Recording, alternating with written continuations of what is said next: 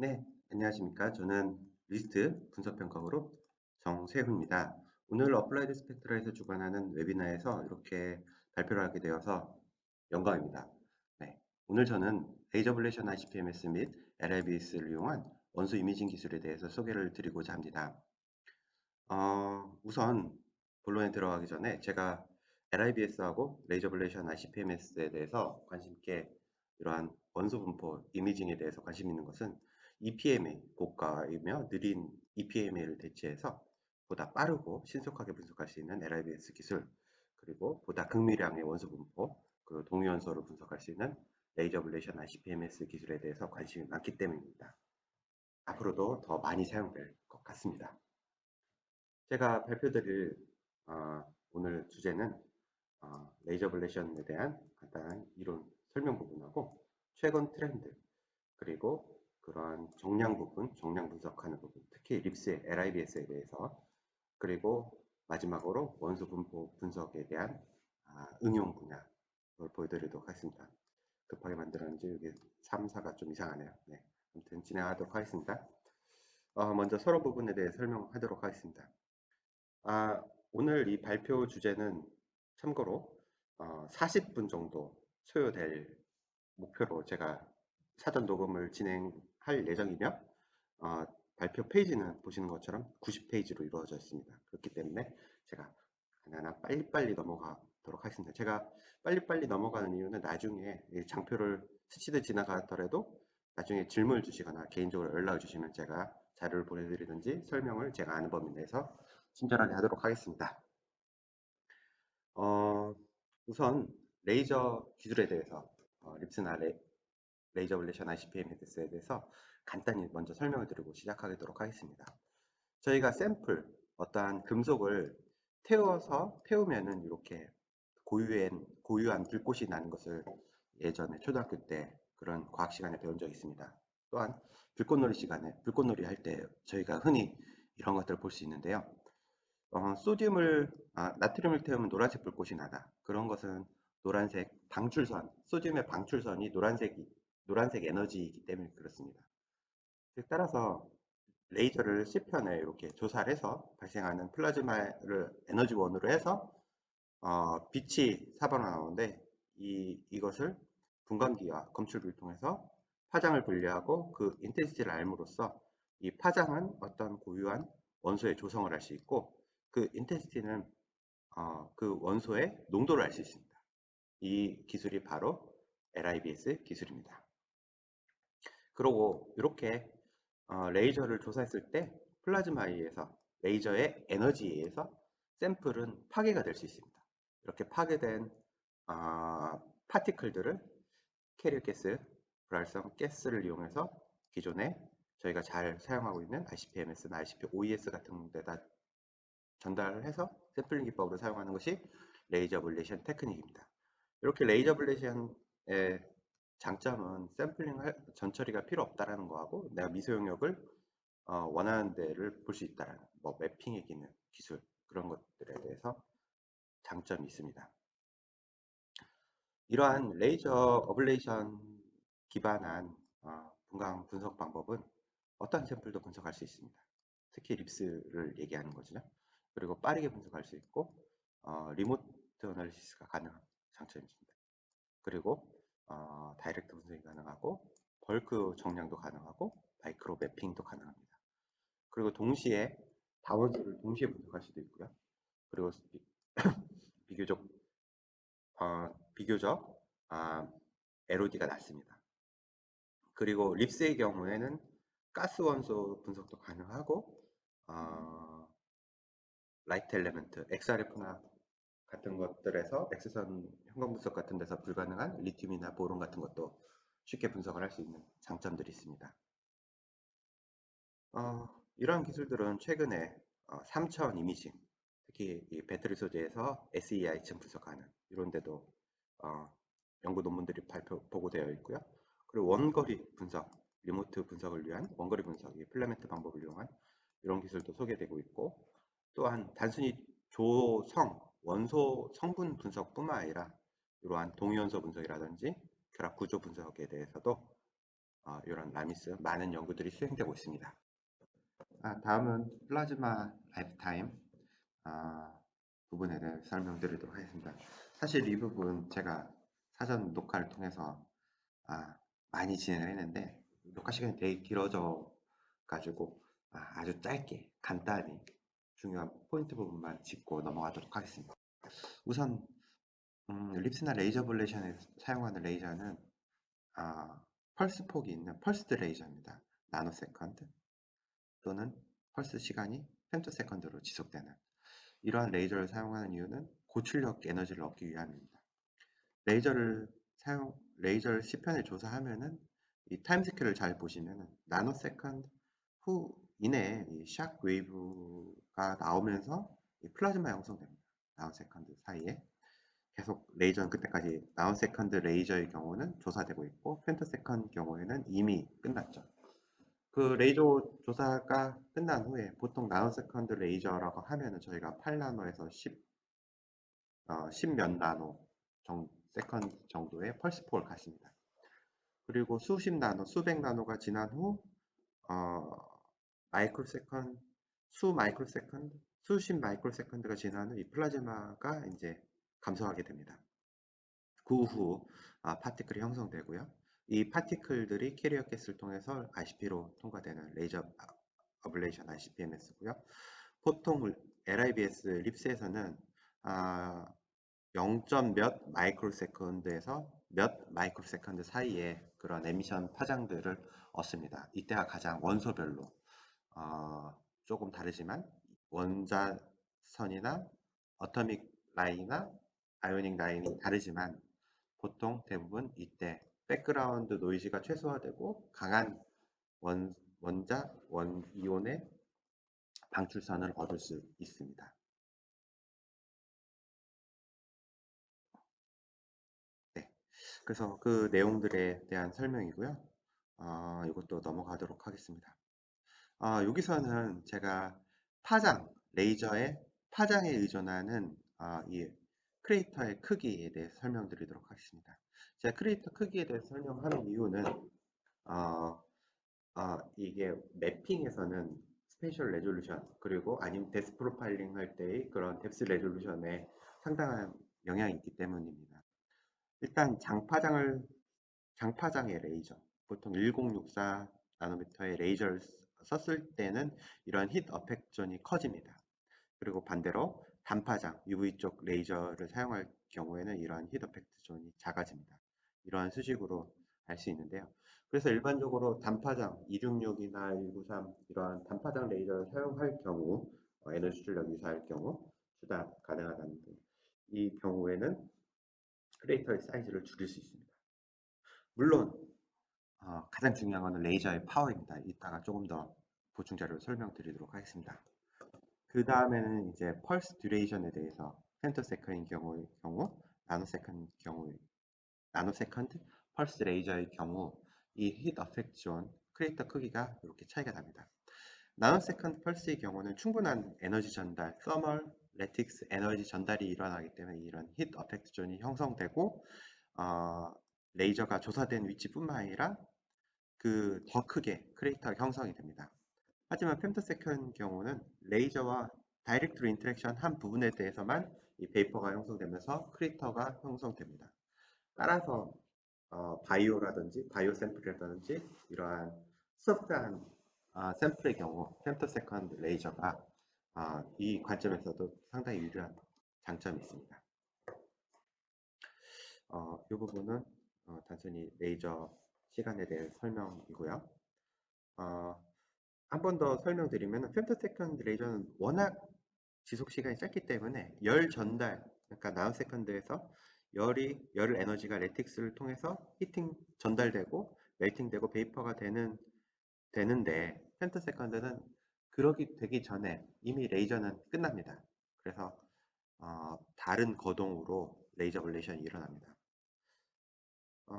여기서 생각할 게 이러한 현상 때문에 나노세컨드 레이저를 쓸 경우 샘플의 특성에 따라서 매트릭스 이펙트가 다르게 나타납니다. 어떤 샘플은 보다 크레이터가 크게 되고 작게 되고 또한 이러한 서멀 디퓨전, 이런 멜팅, 매틱스, 에너지 전달에 따라서 파티클들이 형성되기 때문에 이런 프렉시에이션이 이렇게 많이 생기겠죠. 그러니까 꿀렁꿀렁하는 그런 현상들을 많이 볼 수 있습니다. 반면에 femtoseconds에서는 이러한 것들을 제거할 수 있기 때문에 아, 최근에 보다 고가지만 femtosecond 레이저를 많이 사용하고 있는 것 같습니다. 이 크리에이터를 조금 더 정리하면은 크리에이터의 크기는 당연히 빔 사이즈하고 이 히트 페네트레이션 뎁스, 아까 히트 어펙트 존의 크기에 따라서 영향을 줍니다. 이 히트 페네트레이션 뎁스는 물질의 특성에 따라서 어, 특정 상수값을 가는데 이 물질의 특성에 따라서 다른 현상을 나타납니다. 그렇기 때문에 저희가 샘플의 표준 물질, 일단 검정선을 그리거나 그런 매트릭스 이펙트가 있어서 이런 부분이 저희가 주의해야 될 점인 것 같습니다. LIBS 사용할 경우에. 그 다음에는 이제 레이저 블레이션에서 사용하는 에서 중요한 부분, 가스에 대한 중요한 부분을 짚도록 하겠습니다. 레이저 블레이션 ICP-MS에서는 가능한 한 균질하고 작은 파티클로 어블레이션을 시켜서 ICP로 플라즈마로 보내는 게 가장 중요합니다. 어, 헬륨의 경우는 아르곤에 비해서 상대적으로 높은 서멀 컨덕티비티를 갖기 때문에 어블레이션 되는 파티클의 에너지를 빠르게 흡수해서 입자들의 성장, 결합 그런 것들을 막아줍니다. 그래서 보다 더 작은 파티클들을 형성시키고요. 그래서 아르곤보다 레이저 블레이션 ICPM에서는 보다 더 유리한 장점이 있습니다. 하지만 저희 생각해야 될 게 아르곤 ICP에서는 아르곤 플라즈마를 사용하기 때문에 ICP에서는 헬륨이 들어오는 게 유리한 점만은 아니죠. 그렇기 때문에 요즘에는 투볼륨 셀이라든지 그런 것들도 많이 이용하고 있죠. 반면에 LIBS에서는 립스에서는 헬륨의 경우는 이온화 포텐셜이 큽니다. 약 24.5 일렉트론 볼트, 아르곤은 약 15.7 일렉트론 볼트. 그런 차이가 있기 때문에 주변 환경 분위기 가스로서 헬륨은 덜 이온화가 됩니다. 그래서 헬륨보다 아르곤 분위기에서 더 많은 이온들이 형성되기 때문에 플라즈마의 전자 밀도가 증가되고 플라즈마 온도가 증가되어 립스의 시그널이 증가되는 것을 알 수 있습니다. 이렇게 아르곤의 경우, 헬륨의 경우 시그널이 증가되는 것을 알 수 있습니다.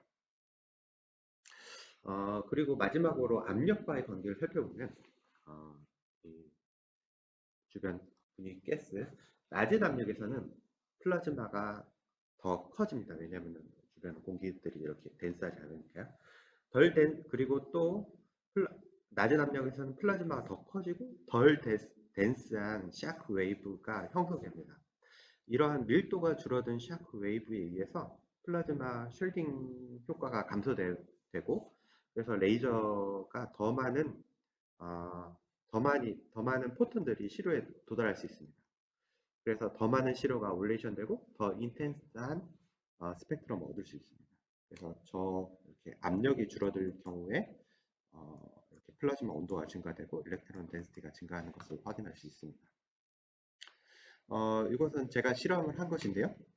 이것은 립스 측정인데 아르곤 분위기, 헬륨 분위기에서 네, 그러한 여러 가지 다양한 표준 물질들을 이용해서 검량선을 그렸습니다.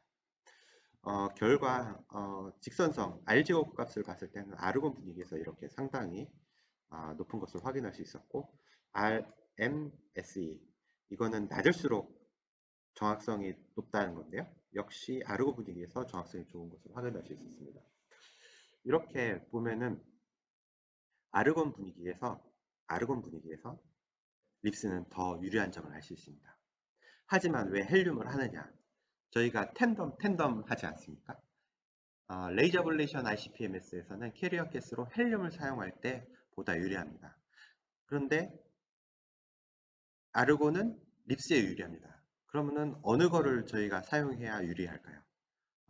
그런 것 때문에 립스에서 헬륨이 유리한 부분 어느 정도로 헬륨 분위기로 볼 수 있다면은 레이저 블레이션을 찍으면서 볼 수 있는 거고, 또 립스가 메인이면은 아르곤을 캐리어 가스로 립스를 보면서 텐덤으로 캐리어 가스 아르곤을 쓰고, 뭐 그런 것을 선택할 때 이런 것들을 알고 있으면은 어느 정도 도움이 되겠죠.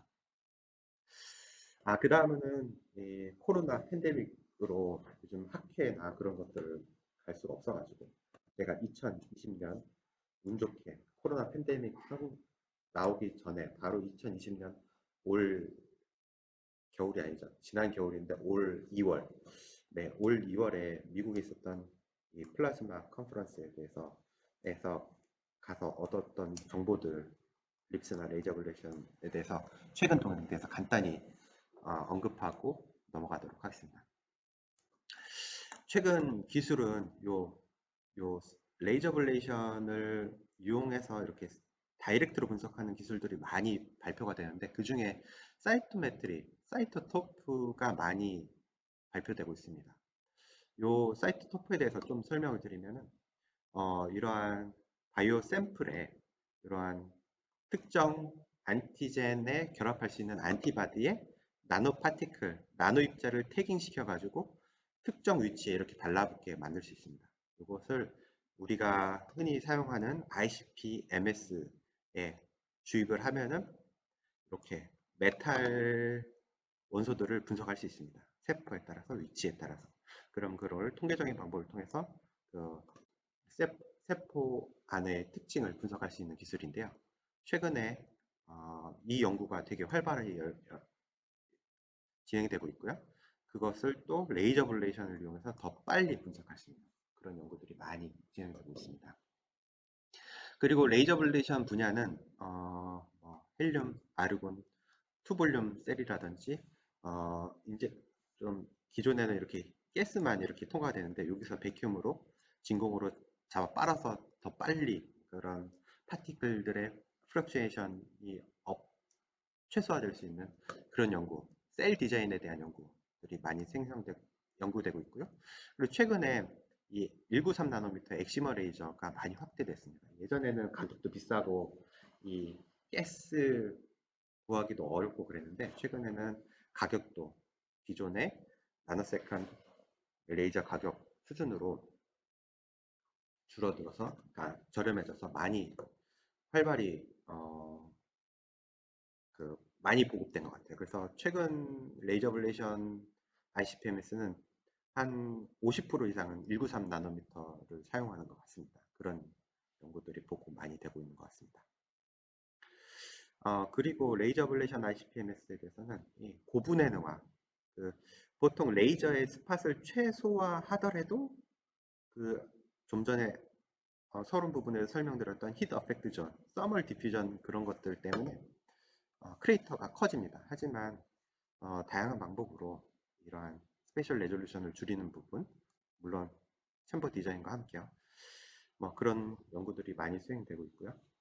이것은 엑스레이 토모그래피와 비교를 해서 레이저 블레이션 3000 이런 매핑을 통해서 보다 더 이러한 X선에서는 그냥 형상만 하는데 이러한 FE, 설퍼들의 분포, 그리고 또 알 수 있었다. 그리고 말디와 비교를 해서 보다 더 정량적인 데이터를 얻을 수 있었다라는 거. 그리고 ppm 스케일에 더 극미량의 데이터를 얻을 수 있는 분석 그룹이라든지 뭐 이런 연구들이 많이 소개되었습니다. 그리고 레이저 블레이션 ICP-MS를 일반 쿼드로플로 분석을 하면은 매스 점프가 일어나는 시퀀셜 타입으로 내가 리튬을 보고 점프돼서 보론을 보고, 그러니까 지나가는 거죠. 그래서 가장 이상적인 거는 멀티 컬렉터 방식 아니면 토프 방식에 동시에 분석할 수 있는 이 토프가 중요합니다. 기존에는 이 GBH라는 데서 ICP 토프 매스를 판매하고 있었는데, 최근에 가보니까 이게 이제 서모 쿼드루플 플랫폼인데, 여기에 토프를 장착해서 스위스의 토프웍스에서 ICP 토프 매스를 상용화한 것을 확인할 수 있습니다. 그래서 최근에 이 장비를 가지고 레이저 블레이션하고 연결해서 ICP-MS 한 연구 결과들이 많이 보고되고 있습니다. 그리고 립스는 서론에서 설명드렸듯이면 라미스라고 어, 단순히 원소 정량 분석뿐만 아니라 어, 원소 정량 분석뿐만 아니라 이러한 동위원소 분석이라든지 아니면 이런 분자 구조 분석에 대한 연구들 많이 수행하고 있고요. 그리고 이러한 필라멘트 기능을 어, 특성을 이용해서 femtoseconds에 그 멀리 보낼 수 있는 그런 연구도 많이 소개되었습니다. 그리고 최근에 활발히 요 AI 머신러닝 나오면서 립스나 레이저 블레이션 부분의 데이터 처리 부분에서도 이런 머신러닝이 정말 활발히 사용되고 있습니다. 다양한 이 머신러닝 알고리즘을 이용해서 뭐 사이토메트리라든지 뭐 이용하고 있는데 여기 사이토메트리에 대한 그런 거고요. 여기 보시면은 폴리머 서로 다른 코팅층을 립스로 뎁스 프로파일링을 한 겁니다. 폴리머는 요 PA, PVC, PA, 뭐 P 뭐 이런 게 있지만 다 카본들에 대한 조성이지 않습니까? 하지만 이 카본에 대한 것도 뭐 물질의 특성에 따라서 카본의 스펙트럼의 변화가 있다. 뭐 그런 거를 통계적으로 뭐 PCA 이 머신러닝 툴들을 이용해서 뎁스 프로파일링을 정확하게 구현했다. 그런 것도 흥미로웠습니다. 그 다음은 이제 좀 본론으로 들어가서 립스하고 레이저 블레이션, 특히 립스 부분 정량화하는 부분에 대해서 소개해 드리도록 하겠습니다. 이것은 저희 리스트에 보유하고 있는 립스나 레이저 블레이션 시스템이고요. 여기 보시면은 요 어플라이드 스펙트라의 femtosecond 레이저 블레이션 템덤이 있고요. 어플라이드 스펙트라의 나노세컨드 레이저 블레이션 립스 템덤이 있습니다. 그리고 뭐 저희가 뭐 장치 제작하고 있는 홈 빌트 시스템들이 여럿 있고요.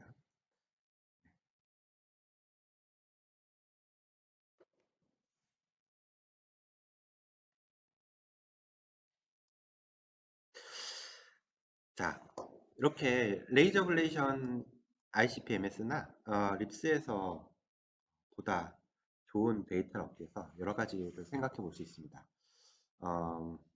샘플의 특징, 레이저 파라메터, 그리고 레이저 지속 시간, 그리고 이러한 플라즈마의 뭐 그런 주변 환경이라든지 쿨링, 그런 주변 환경이라든지 뭐 그런 것들, 그리고 데이터 처리 방법에 대해서 여러 가지 생각해 볼 수 있습니다.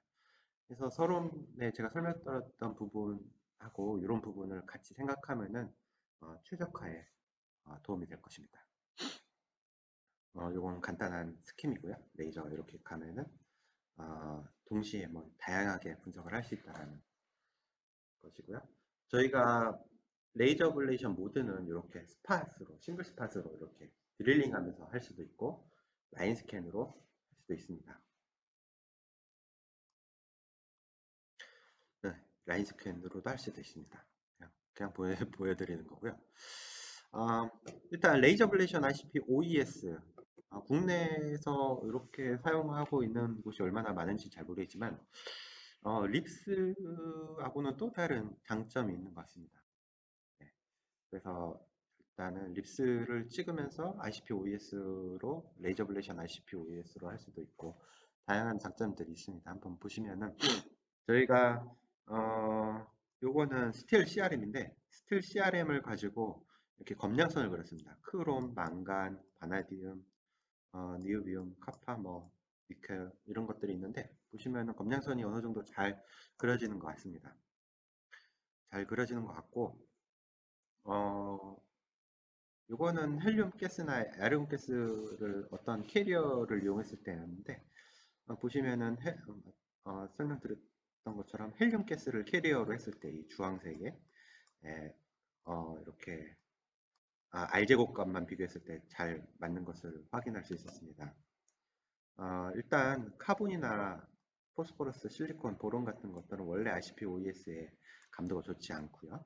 그리고 여기 FE는 매트릭스 원소였기 때문에 이렇게 검량선은 잘 안 그려졌습니다. 이걸 빼고서는 대부분 메탈릭 원소들은 좋은 삼각관계를 얻었습니다. 그리고 센시티비티도 이거는 이제 센시티비티인데, 센시티비티는 그 헬륨에서 RCP, 레이저 블레이션 RCP에서는 헬륨에서 더 좋았다라는 것을 결과로 설명드립니다. 그리고 이제 레이저 블레이션 ICP-MS인데, 저희가 많이 사용하고 있는 게 이 글래스 CRM 있습니다. NIST에서 판매하고 있는 61X 시리즈. 이걸 이용하면은 보통 4포인트나 3포인트 검량선을 그릴 수 있습니다. 이런 걸로 정량해서 대부분의 이런 세라믹 계열들의 정량은 가능한데요. 보론, 포스포러스, 타이타늄, 망간, Fe, PB 이런 것들 검량선 잘 그려지는 걸 확인할 수 있습니다. 또한 저희는 이런 검량 표준 물질이 없는 이러한 난용성 물질들은 GDMS 결과를 이용해서 검량선을 그려서 분석을 하고 있습니다. GDMS는 나 뭐 심스 같은 거는 전도성이 있어야 분석이 가능한데, 레이저 블레이션은 전도성이 없는 Non-Conducting SiC Wafer Sample도 Semi Insulating SiC라고 하는데, 이런 게 이제 GDMS나 심스 같은 건 분석이 안 되는데, 저희가 컨덕팅 SiC를 이용해서 GDMS를 분석하고 그거를 레이저 블레이션으로 비교해서 이제 검량선을 그리고 이거를 전도성이 없는 SiC에 응용하려고 이렇게 검량선 작업을 했었던 결과입니다. 이렇게 이런 식으로 레이저 블레이션에 대해서 정량화를 해서 분석을 한다는 것을 보여드리고요. 그 다음 제가 중심적으로 오늘 설명드리고 싶은 게 이제 LIBS의 정량화 부분입니다. LIBS는 이렇게 측정하면은 스펙트럼을 얻고 검량선을 그려서 이제 결과를 내는 건데, 저희가 검량선을 그리는 부분이 이게 이제 저희가 보통 최소자승법을 이용해서 단별량 분석이라는 최소자승법을 이용해서 이러한 A값, B값을 얻어서 분석을 하는데, 저희는 뭐 이렇게 했을 때하고 다별량 분석, PLS 같은 걸 이용했을 때 어떻게 하면 좀 더 정량성을 효과적으로 증가시킬 수 있을까, 그런 일들을 많이 했습니다. 그런 거에 대해서 좀 더 설명드리도록 하겠습니다. 요게 이제 LIBS의 그 캘리브레이션 메서드의 이밸류에이션 트리라는 것입니다. 정량화를 위한 스펙트럼 얻으면은 기존의 최소자승법을 이용한 단별량 분석, 그리고 스펙트럼을 이용하는 다별량 분석 두 가지로 나눌 수 있습니다. 단별량 분석은 예를 들어서 망간을 분석할 때는 망간 라인을 이용해서 검량선을 그리는 방법이 있을 것 같고요. 매질 보정을 위해서 뭐 샘플에서 철강이라 하면은 FE를 인터널 스탠다드로 해서 그런 레이시오를 이용하는 인터널 스탠다드 보정 방법, 이런 게 있을 수 있죠. 그 다별량 분석에서는 스펙트럼 전체를 데이터셋으로 이용하는데, 전체 스펙트럼 이용해서 할 수도 있고, 스펙트럼을 일부 의미 있는 구간을 잘라서 이용할 수도 있고, 특정 라인들을 데이터셋으로 이용해서 할 수도 있습니다. 이 첫 번째, 두 번째의 경우는 데이터의 전처리를 해서 보다 증가시킬 수도, 정확도를 증가시킬 수 있습니다. 이런 부분에 대해서 결과 위주로 설명드리도록 하겠습니다. 첫 번째, 데이터 전처리는 이렇게 저희가 립스 스펙트럼을 얻으면은 이런 것을 한번 미분을 하면은 이렇게 변곡점을 보다 더 효과적으로 얻을 수 있습니다. 이런 컨셉으로 이용을 해서, 이게 이제 이용 교수님 논문에 발표가 되었는데요. 보다 값싼 저가 부분광기를 사용했을 때 이러한 데이터 전체를 통해서 정량성을 좀 더 높일 수 있었다, 정확성을 좀 높일 수 있었다, 그런 이런 디퍼렌시에이션 같은 방법이 적용될 수 있고요. 또 하나는 다양한 로멀라이제이션 방법이 있습니다. 스펙트럼을 어떠한 특정 최대값으로 나눈다든지, 아니면 최소 구간을 내 차이를 나눈다든지, 뭐 여러 가지, 아니면 표준 편차로 스펙트럼을 나눈다든지, 이런 식으로 다양한 노멀라이제이션이 있을 수 있습니다. 이것은 1064 나노미터의 립스를 이용해서 분석을 한 결과인데요. 어떻게 하는 게 효과적인가에 대해서 이제 표준 물질 24개의 철강 CRM을 가지고 망간에 대해서 분석을 해보았습니다.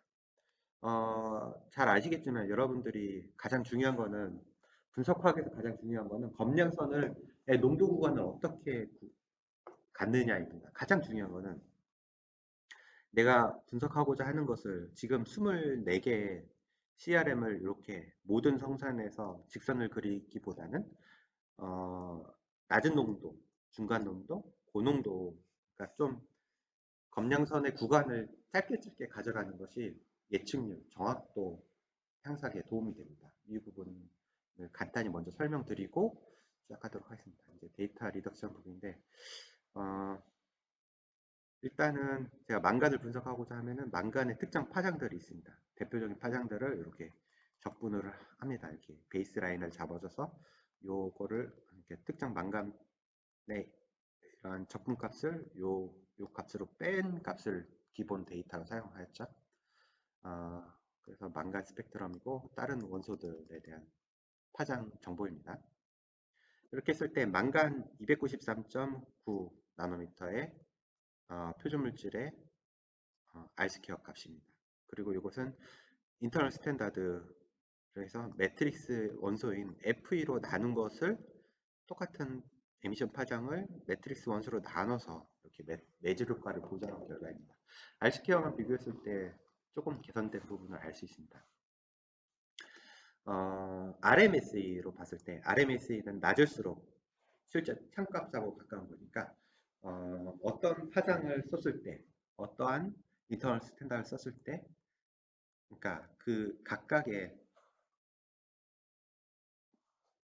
파장에 따라서 이러한 RMS의 그 예측 정확도가 달라집니다. 따라서 이런 것들을 사전에 어떠한 내가 반복적인 샘플을 사용한다 그러면 이런 것들을 정보를 얻어서 하면 좋을 것 같습니다. 일단은 분광기 이 특성상 그 근처에 있는 파장을 사용하는 게 가장 좋고요. 그리고 이온화 에너지, 첫 번째 이온화 에너지 스테이트가 유사한 것들이 인터널 스탠다드로 상당히 유리합니다. 이 부분은 이제 머신 그 PLS를 이용해서 다별량 분석이죠. PLS를 이용했을 때 이게 RMSE가 낮을수록 좋은 건데 전처리를 하지 않았을 때 그리고 다양한 전처리를 했을 때 어떤 전처리를 했을 때 이 정확도가 향상되는가 전처리를 안 했던 경우보다 이렇게 전처리를 했을 때 PC 4, 5 정도 돼서는 이렇게 정확도가 좋아지는 것을 확인할 수 있었습니다. 그리고 이것은 이제 전체 스펙트럼을 쓰기보다는 요거는 PLS를 하다 보면 그 리그레이션 코에피션트라고 B값이 있습니다. 요 삼각계수 그러니까 Y값, 예측값하고 데이터셋하고 얼마만큼 상관성이 있는가, 상관성이 있는 부분만 잘라서 분석을 할 수도 있고, 아니면 특정, 기존에 잘 알려진 망간의 파장의 인텐시티만 선택해서 데이터셋으로 사용할 수 있습니다. 이렇게 사용했을 때 전체 스펙트럼을 사용하기보다 특정 의미 있는 부분을 잘라 사용했을 때 정확도, 예측률이 좋아지고, 더 나아가서 특정 위치의 파장을 멀티로 그 라인들의 인텐시티를 사용해서 데이터셋으로 해서 다별량 분석했을 때 보다 더 데이터의 정확성이 증가되는 것을 확인할 수 있었습니다. 더 나아가서 이렇게 데이터 다양한 이 라인들을 망간의 다양한 라인들을 사용했을 때 또 한 번 FE로 인터널 스탠다드를 잡아줘서 나눠준 것을 이 데이터셋으로 사용했을 때 이렇게 정량성이 더 정확도가 증가되는 것을 확인할 수 있었습니다. 이렇게 다별량 분석을 이용하면은 이게 뭐 3개의 샘플이었는데 애큐리시가 95% 이상 이렇게 나온 것을 확인할 수 있었습니다. 물론 여기서도 검량선을 좀 더 나누고 그러면 정확성을 더 증가시킬 수 있었겠죠. 그럼 이렇게 정량성 부분을 어떻게 응용을 했는지 그 부분에 대해서 간단히 설명드리도록 하겠습니다. 제 타이머로는 지금이 한 5분에서 40분이 되려면 5분에서 정도 남았는데 이게 마지막입니다. 얼마 안 남았습니다. 네, 이거는 제 네임카드 립스 레이저 블레이션 ICP-MS로 이렇게 매핑한 이미지입니다. 일단 몇 가지 사례에 대해서 설명드리고자 하는데, 이게 철강의 중심 편석입니다. 이게 철강이 응고되면서 이 와이어 같은 경우 중심부에 응고되면서 중심부에 크롬, 망간, 카본 같은 게 농화되어 있습니다. 이게 농화가 나중에 크랙에 문제가 되고요. 그래서 스프링 같은 경우 그런 거에 이제 파단의 원인이 되기 때문에 네, 요 편석 농화 정도의 분석이 상당히 중요합니다. 그래서 이런 장치 개발, 립스 장치 개발에 대해서 연구를 수행했는데요.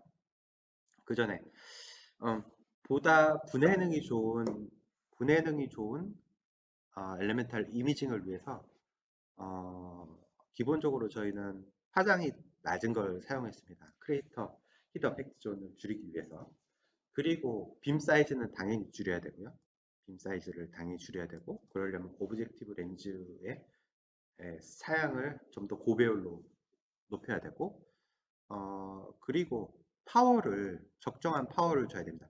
동일한 빔 사이즈 하더라도 전달되는 에너지가 커지기 때문에 이것도 상당히 중요합니다. 에너지를 얼마만큼 최소화할 것인가. 최소화하면은 이러한 감도하고 또 영향이 있기 때문에 무작정 최소화할 수도 없고, 레이저 어블레이션 경우는 파티클이 매스 검출기에 매스 디텍터의 감도에 영향을 주는데, 얘는 립스의 경우는 그 한 샷 한 샷이 데이터가 중요하기 때문에 이 부분을 얼마를 리미트로 가져갈 것인가, 그런 부분이 상당히 중요합니다. 이 부분에 대해서 다시 한번 설명드리면, 그래서 스페셜 레졸루션을 조정하기 위해서 레이저의 크기, 그리고 크기들을 고려하고 여러 가지를 고려한다, 그런 설명이고요. 이 부분은 제가 로사라고 해서 립스 시스템, 자동화 시스템을 만들었습니다. 기존에 잘 알려진 이러한 립스 매핑 장비인데, 그 전에 이제 비전 카메라로 이렇게 샘플을 찍어서 요 동그란 게 샘플인데요. 5개의 샘플을 인지하고 중심부를 판별해서 기존에 이렇게 매핑 뭐 30 x 30, 20 x 20으로 매핑 좌표를 인식해 줬다면 이제 각각 자동으로 찍어라 해서 데이터를 처리하라, 그런 장비를 만들었고요. 정량화를 위해서 타겟 물질들을 이용해서 파장을 분석을 해서 특정 영역의 스펙트럼, 저는 크롬 파장을 분석을 해서 크롬의 편석도를 봤는데, 네, 정령 그 매핑에서는 단순히 크롬만 본 게 아니라 이 주변에 있는 FE 인터널 스탠다드를 사용해서 얘를 이용해서 이렇게 매핑을 했습니다. 여기에는 장표가 없는데, 아니면은 전체를 PLS를 이용해서 이렇게 매핑을 했습니다. 그렇게 매핑을 했고요. 제가 지금 설명드리는 경우는 립스를 사용할 때는 이런 타겟 원소들이 있는 게 좋습니다. 99.9%짜리. 그러면은 내 시스템에서 크롬의 파장이 진짜 맞는가, 무능값과 일치하는가, 파장에 그러한 흔들림은 없는가, 그런 것들을 확인할 수 있기 때문에 다양한 매트릭스의 타겟들을 가지고 있는 것이 상당히 도움이 됩니다. 이런 타겟들을 이용해서 실제 샘플에 있는 게 이제 크롬인가 아닌가, FE가 아닌가, 그런 것들을 확인할 수 있었고요. 그런 것들을 봐서 궁극적으로 결과를 보시면은, 네, 결과를 보시면 크롬 매핑은 425.435 나노미터를 426.047로 인터널 스탠더드를 사용해 가지고 이렇게 크롬 매핑을 했을 때 이렇게 이러한 결과를 얻었고요. 이거는 옆에 망간입니다. 망간도 유사한 경향을 얻었다라는 거. 요거는 딱 8샷, 레이저 8샷을 가지고 데이터를 얻은 거네. 그러니까 뭐 1초도 안 되는, 한 스팟당 1초도 안 되는 시간 동안 분석을 한 것이죠. 그래서 결과를 다시 살펴보면 이게 EPMA로 2시간 동안 얻은 중심부 편석 부분의 이런 편석부, 크롬 편석부의 위치, 그 농화 분석 결과입니다. 이것은 립스로 한 건데 유사한 결과를 얻을 수 있었고 스케일까지 저희는 정량화를 했습니다. 표준물질을 이용해서 0.75 평균값은 약 0.6% 정도 됐고요. 농화된 부분은 한 10에서 20% 정도 농화된 것을 확인할 수 있었습니다. 이 부분은 이제 저희 femtosecond 레이저 어블레이션 ICP-MS를 이용해서 동일한 샘플을 이렇게 매핑한 것입니다. 보시면 EPM보다 더 정량성 뛰어나고 립스보다 더 분해능도, 그러니까 스페셜 레졸루션이 뛰어난 것을 알 수 있습니다. 하지만 이렇게 립스는 이 시스템보다 훨씬 더 저렴하고 작동도 편리하고 자동으로 분석하기 때문에 현장에서는 립스가 상당히 현장 적용으로 적합할 것 같습니다. 그래서 기존의 과학 시스템으로 이렇게 편석을 분석했었는데 이렇게 자동화 개발된 립스 시스템을 통해서 이렇게 EPM이랑 유사한 결과를 얻을 수 있었던 것을 확인할 수 있습니다. 그 다음에 이제 리튬 이온 배터리 응용입니다. 예, 양극하고 음극 사이에 서로 이렇게 리튬이 왔다 갔다 하면서 전해질이 공격을 하고 그러면서 여기에 원소가 박히고 떨어져 나가고 그런 것들을 LIBS나 레이저 블레이션 ICP-MS로 상당히 쉽게 여러 가지 특징으로 분석할 수 있기 때문에 최근에 이런 것들에 대해서 활발히 연구가 많이 되고 있습니다. 일단 이거는 양극재인데요. 양극재를 이렇게 도펀트들이 들어있고 양극재 조성인데 양극재를 서로 다른 조성으로 해가지고 레이저 블레이션 ICP-MS로 검량선을 그렸습니다. 검량선을 그려서 코발트라든지 니켈 같은 것들이 이렇게 삼각형에 있다는 것을 확인했고 그리고 극미량의 보론이라든지 지르코늄은 잘 안 맞았는데 그 보론 같은 게 미량으로 있기 때문에 좀 잘 안 맞았던 것 같은데 아무튼 이렇게 해서 정량화 적용할 수 있었다라는 것을 보여드립니다. 그리고 이것은 이제 매핑한 결과인데 이 정도 대면적을 레이저 블레이션으로 이렇게 매핑을 했었다. 정량성 있게. 그리고 이거 연구용 그 셀인데 레퍼런스랑 열처리 한 셀에 대해서 이렇게 매핑을 해서 레이저 블레이션 매핑인데 이거 리튬에 대해서 보론에 대해서 코발트에 대해서 이렇게 분석을 할 수 있었다라는 건데 이게 대면적을 분석하다 보면은 높낮이 때문에 이렇게 데이터를 이렇게 얻습니다. 하지만 이렇게 망간 인터널 스탠다드를 이용해서 이렇게 하면은 보다 더 균질한 데이터를 얻을 수 있었고요. 제가 웨비나이기 때문에 이게 뭐지? 배터리와 직접적으로 관계된 삼각관계에 있는 데이터는 보여드리기가 좀 그렇고, 네, 이렇게 분석을 했었다라는 결과만 보여드리도록 하겠습니다. 네, 그래서 좀 불균질한 것을 데이터 처리를 통해서 균질하게 얻을 수 있었다라는 것이고요. 그 다음에 이제 이것은 이제 저희가 싱글셀 분석을 하기 위해서 이 안티바디를 측정하기 위해서 안티젠을 측정하기 위해서 안티바디에 나노파티클을 도입해 가지고 이렇게 세포에 주입해서 립스하고 레이저 블레이션으로 분석을 했습니다. 그래서 도입 전후 그래서 특정 세포에 이렇게 달라붙는 특정을 이용해서 그런 것들을 검출하는 그런 연구를 지금 수행하고 있습니다. 이것은 femtosecond 레이저 블레이션 ICP-MS로 분석을 했고요. 립스로도 그런 상관관계를 얻을 수 있었다. 네, 라는 거고 이 셀 안에서 이제 매핑을 한 것입니다. 그 다음에 이제 바이오 PC인데 휴먼 브레인인데 여기 휴먼 브레인의 과학 이미지입니다. 이 부분을 FE 매핑을 했습니다. 매핑을 한 결과이고 저희가 대면적을 좀 매핑을 해서 이렇게 실제 요즘에 알츠하이머가 FE하고 관계에 있는 연구들이 많이 수행되고 있는데 이런 부분이 FE가 어디에 동화되어 있는지 연구를 분석을 했습니다. 이게 마지막 슬라이드인데 여기 보시면은 위에 게 이제 75세 노인분이고 밑에 분이 51세 드신 분인의 알츠하이머의 이제 뇌 사진입니다. 여기 보시면은 어,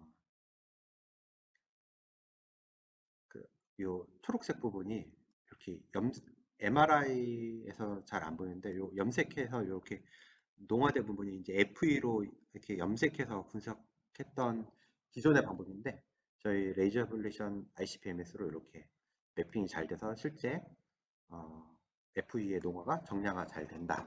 네, 그런 응용까지 보여드리도록 하겠습니다. 저희는 그 극미량 분석과 마이크로 어널리시스에 대해서 많은 관심이 있고 이 부분 되게 많이 하고 있고요. 이 자료는 그 양정환 대리, 김성남 박사, 김세혜 대리, 발표 박사가 연구에 많은 도움을 줬습니다. 이상 웨비나 발표를 마치도록 하겠습니다. 네, 경청해 주셔서 감사합니다.